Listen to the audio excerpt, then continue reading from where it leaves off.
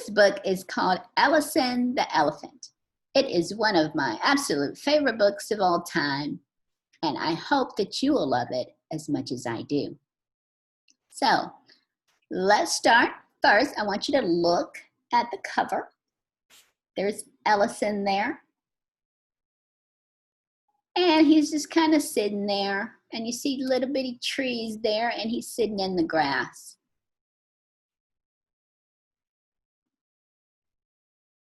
Now, just based on the title and the cover, can you give me one sentence? Write it down. Give me your prediction. What do you think this story might be about? And don't just say Ellison the Elephant, because that's already the title. See if you can give me something a little bit further.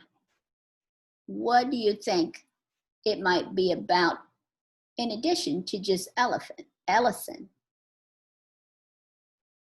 Maybe something that he might do, or something he might learn or encounter.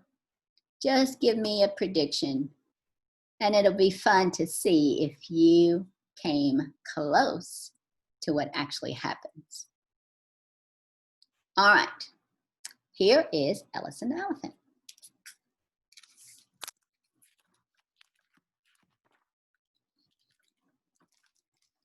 Ellison the Elephant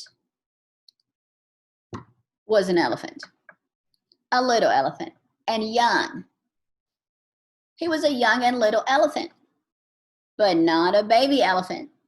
His friends and his sister Edna could all make their trumpet blast like other elephants, but not Ellison.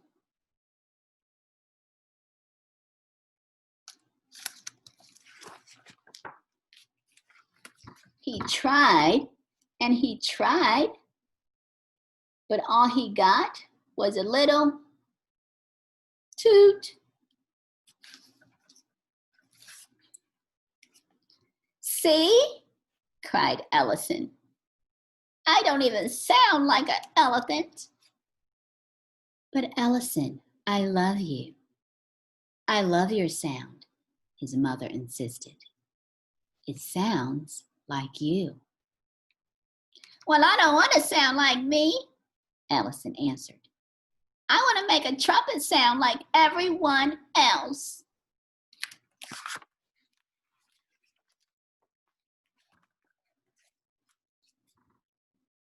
Ellison's mom got very close and touched him gently with the tip of her trunk.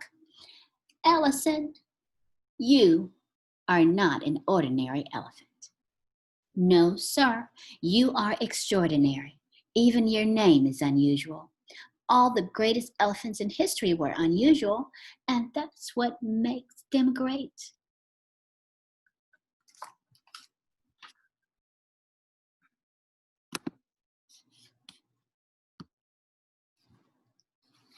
But they tease me, Mom. Oh, now, Ellison. One day, they'll all want to be like you. In the meantime, you're an elephant. You need to have some thick skin. And with this, she gave him a motherly squeeze.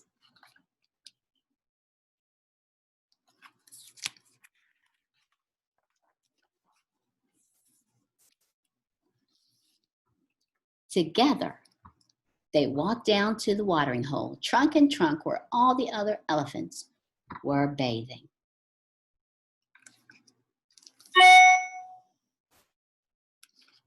Ellison liked it when his mom washed his back. But when she sprayed under his chin, the ticklish Ellison giggled and squirmed. He watched as the others played their noisy games. They squealed and blasted and honked and blared. But not wanting to be called Smellison and Tootie again, Ellison made his way up the bank and behind a small clump of trees where he could be alone with his imagination. Okay, now I'm going to pause because I want you to stop and make a prediction now. What do you think will happen next?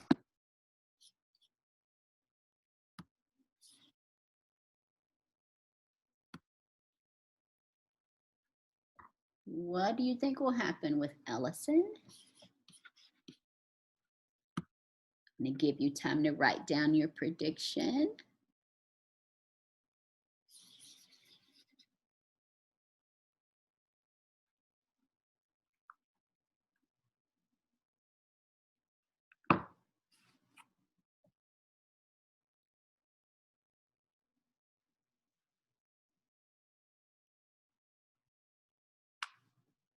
Okay.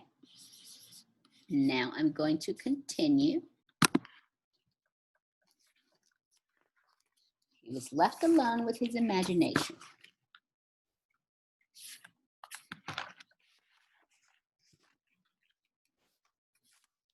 And there, he tried and tried to make that wonderful grand call that came so easily to everyone else. And he filled his cheeks with breath and he threw his big ears forward, but all he got was a little toot. Full of despair, Ellison stomped and stormed until he stumbled right over a bush.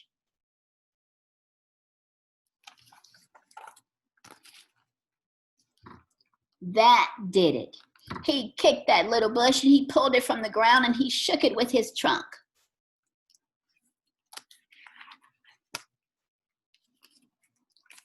And that was when that bush yelled at Ellison. Hey, what do you think you're doing? Leave me alone, you elephant.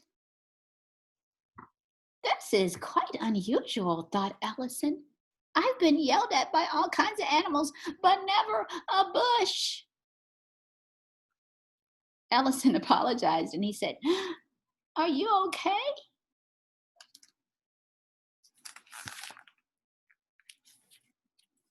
Then out of the bush dropped that pesky weasel.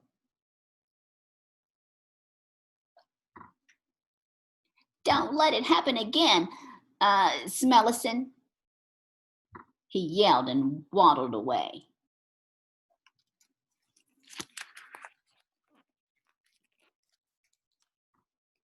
Ellison followed him around the corner, over the hill and into a valley, and talking as he went. "Hey, wait up, weasel. You can't talk to me like that.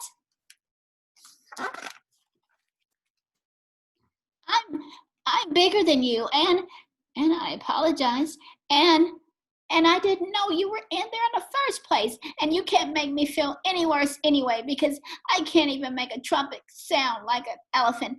All I can make is a little toot."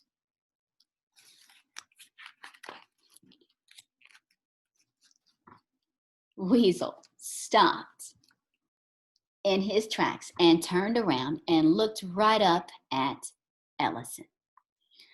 "Okay, do it." "Do what?" Ellison asked.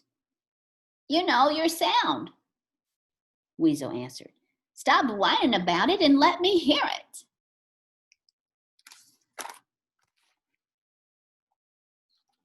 "Fine," agreed Ellison. And he blew a little sad sound. Weasel shook his head. "Yep, that's terrible. I'd be mad too." And he disappeared into a hole in the ground.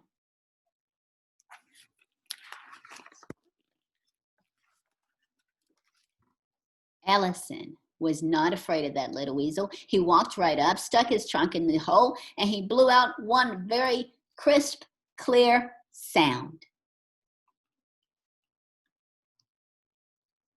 And it echoed underground.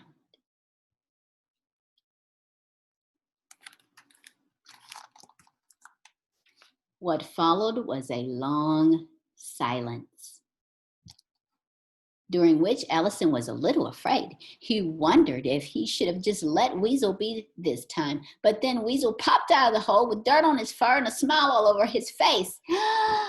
"Now I like that." he said as he was shaking the dirt off. Hey, can you do it again? You're making fun of me, said Ellison. No, I'm not, Weasel replied. What else can you do?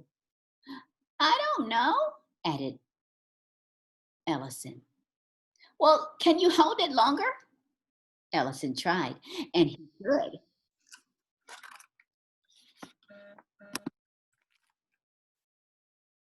And can you change the pitch?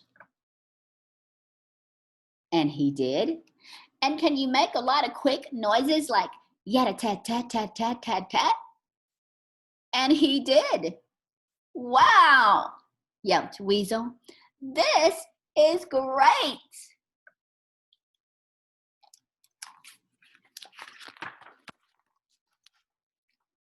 Okay.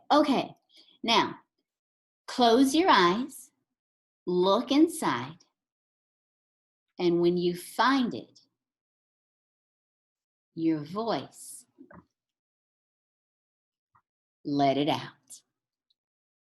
Ellison had no idea what a voice should look like, but he closed his eyes and he looked inside and he looked and he looked until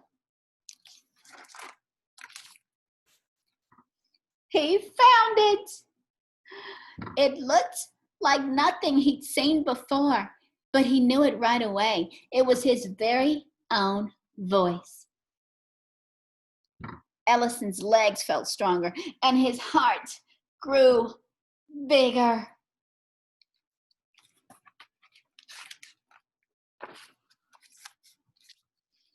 He took a deep breath and he started with a long note that went on and on and on until all the ears on all the elephants in the watering hole turned to listen. They set out at once in search of that most extraordinary sound.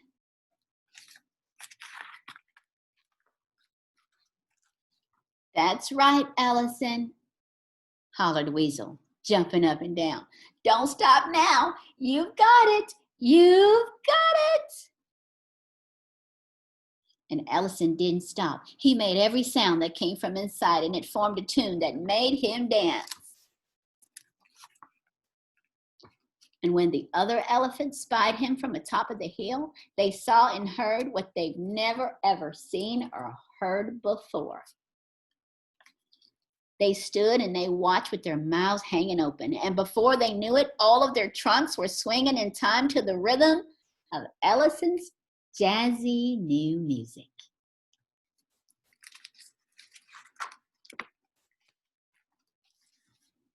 And when he came to the end of his brand new tune, Ellison opened his eyes and he saw and heard the whole herd.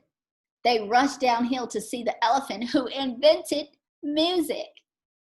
Leading the pack was Ellison's mom, beaming from one big ear to the other. How'd you do it, Ellison? I had help, Mom. From Weasel. Weasel? Asked Mom. You mean your imaginary friend? Yeah, and he helped me find my voice, Mom, and it's really unusual. Edna, Eleanor, and Eli crowded in next to Ellison, begging him, teach us, please. Everyone wanted to be as unusual as Ellison. All the elephants and some of the other animals too danced and sang and kept rhythm with Ellison played his jazz trunk. When the sun went down, the lightning bugs lit up in the darkness. And all night long, animals came from everywhere to hear the unusual elephant with the extraordinary sound.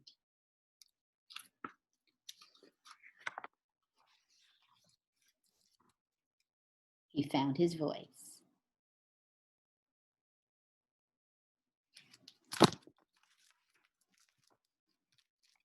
And that was Ellison the elephant.